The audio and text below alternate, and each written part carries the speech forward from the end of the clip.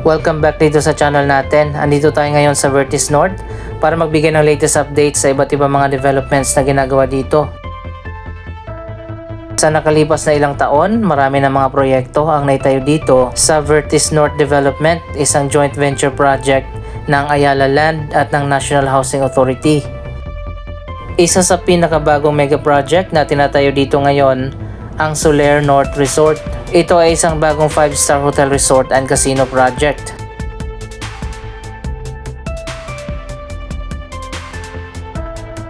Ngayong 2024, malapit na nga matapos ang bagong hotel and casino at ilang buwan mula ngayon ay magkakaroon na ng grand opening.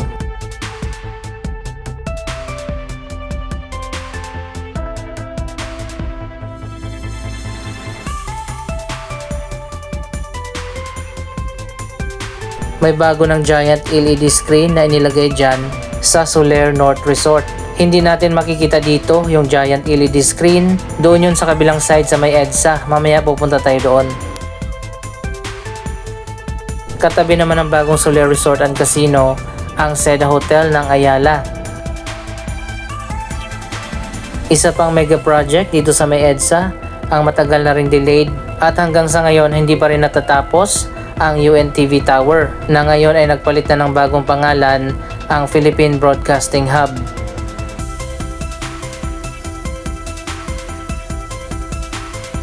So ayan guys, 2024 na, hindi pa rin tapos ang UNTV Tower.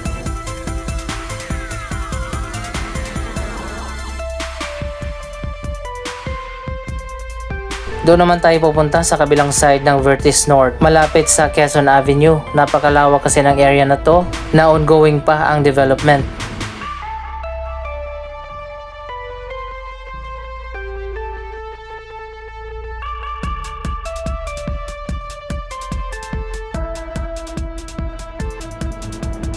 May mahabang waiting shed na dito sa may EDSA sa tapat ng Solaire North Resort. At dito naman sa kabilang dulo ng Vertis North Development, makikita na natin ang mga bagong residential condominiums at mga office buildings na tinatayo dyan. Nandito rin pala ang building ng NHA o National Housing Authority.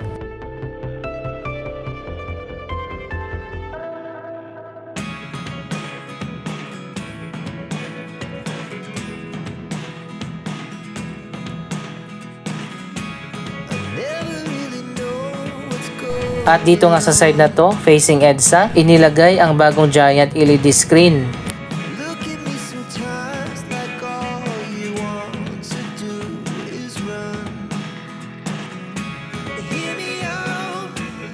Ayan nga at makikita naman natin na napakaganda at napakalinaw ng giant LED screen.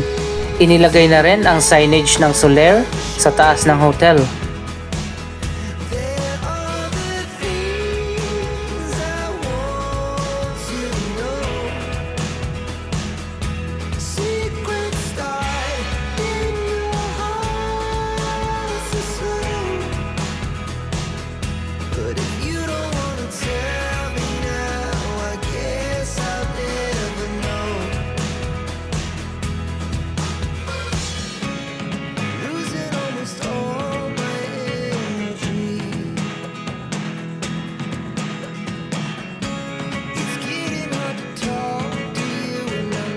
Sa ngayon kasalukuyan pa rin ginagawa yung harap ng hotel.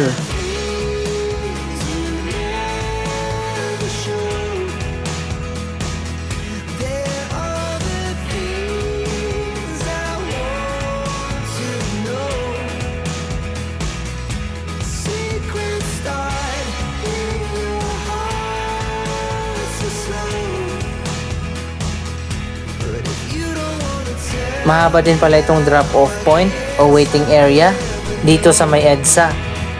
Pati pala dun sa kabila, meron din ganito.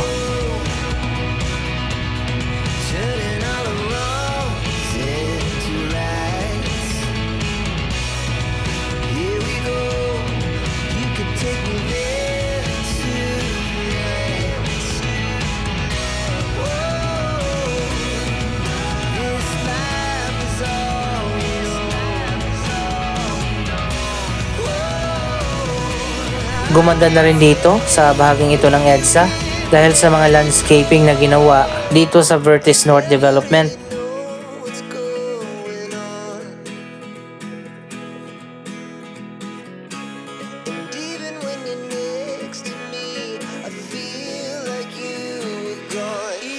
So ayun guys, ito pa yung mahabang waiting shed. Dito naman yan sa tapat ng mga residential condominiums.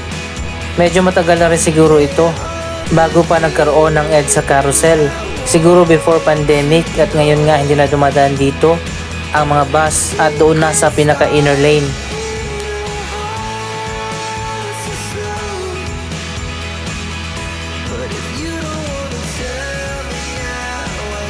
Ngayon lang tayo mag-update dito sa side na to ng Vertis North at makikita naman natin napakarami ng mga buildings ang naitayo dito. Pero malawak pa yung bakanting area dito sa Vertis North na i-develop pa sa mga susunod na taon.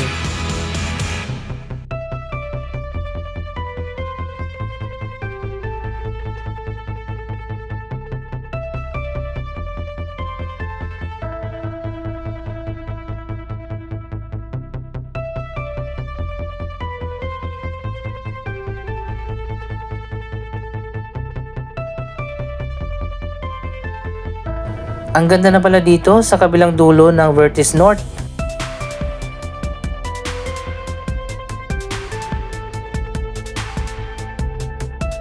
Progresibo na ang lugar na ito dahil sa iba't ibang mga bagong developments. Hindi mo maiisip na isa itong dating slum area.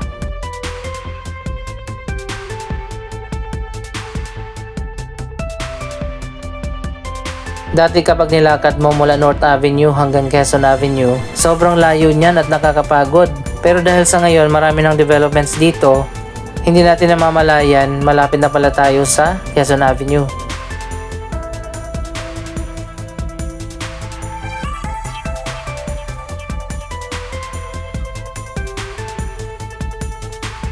Isang mega project naman ang itatayo dito sa dulo ng Vertis North, ang Metro Manila Subway Quezon Avenue Station.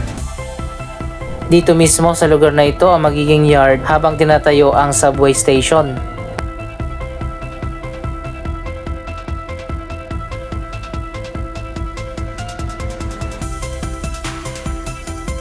Pero sa ngayon nasa pre-construction activities pa lang ang ginagawa dito at nagkaroon na ng clearing para alisin yung mga obstructions at iba pa mga structure na nakatayo dito noon. Isa pa pala sa pupuntahan natin ang mga bagong park na ginagawa ngayon ng MMDA sa iba't ibang bahagi ng EDSA. Sa ilalim ng mga flyover, ginagawang mga bagong park ng MMDA ang mga lugar na ito.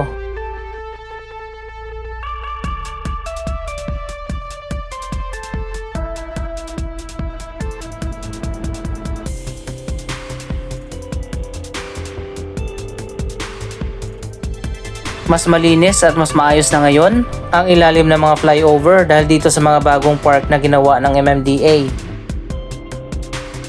So yan guys, mula dito sa footbridge, kitang-kita naman natin, malawak din pala itong area na tatayuan ng subway station.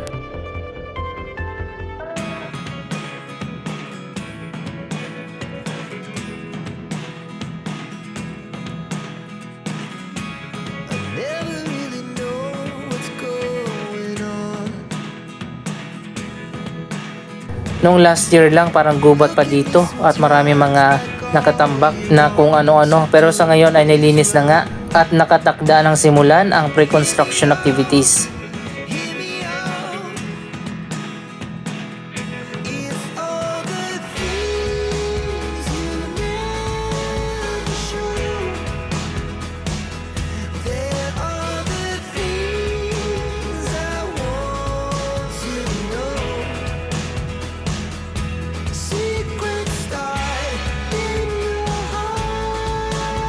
Ang subway station ay itatayo dito sa kanto ng Quezon Avenue at EDSA.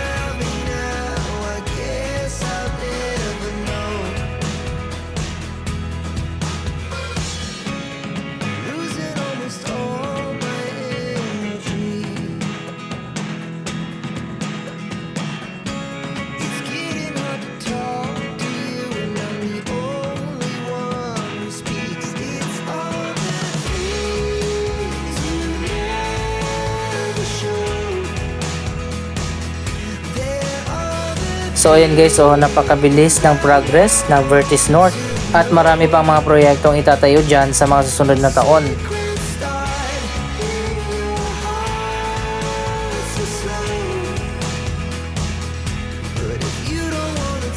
Papunta na tayo ngayon ng Ortigas at tingnan naman natin yung isa pang Green Park na ginawa ang MMDA. Dito naman yan sa ilalim ng Ortigas Flyover.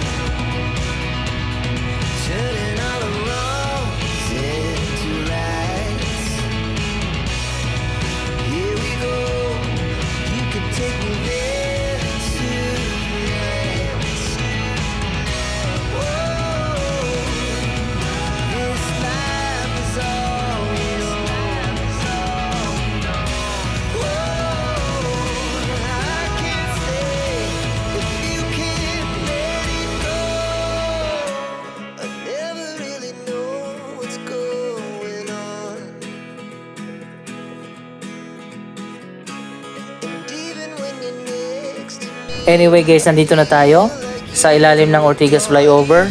At ito nga, meron pang isang bagong mini park garden na ginagawa ang MMDA. Pero dito sa Ortigas, hindi pa tapos ang ginagawang mini park garden sa ilalim ng flyover.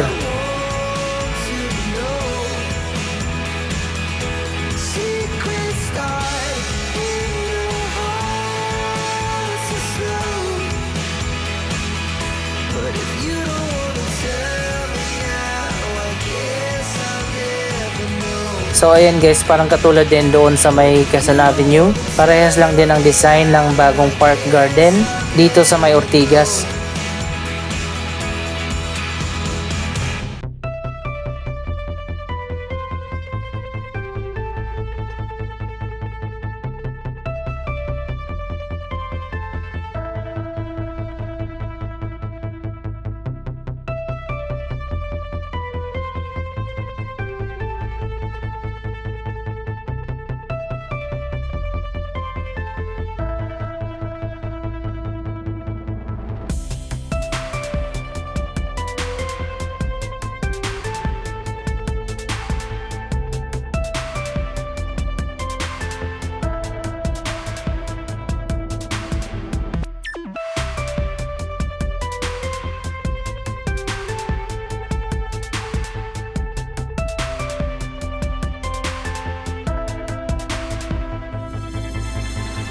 Sana lang mapanatili na malinis at maayos ang lugar na ito kapag natapos na ang project. Ayan, maganda na, malinis pa dito. Dati tambakan lang to ng mga kung ano-ano.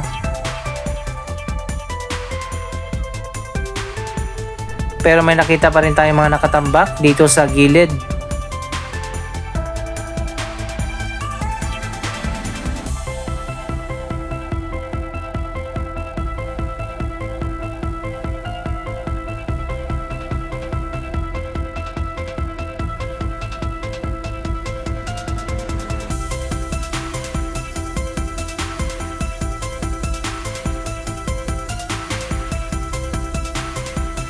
Pati pala dun sa kabila may ginagawa din na mini park.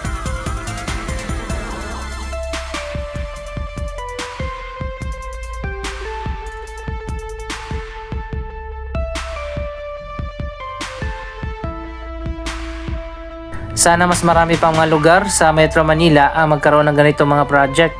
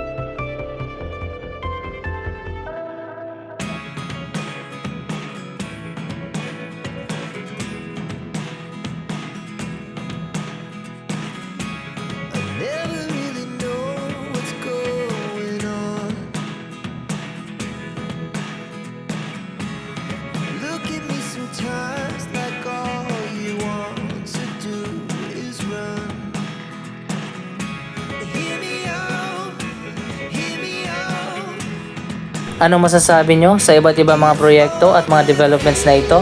Mag-comment lamang dyan sa baba ng inyong mga reaksyon.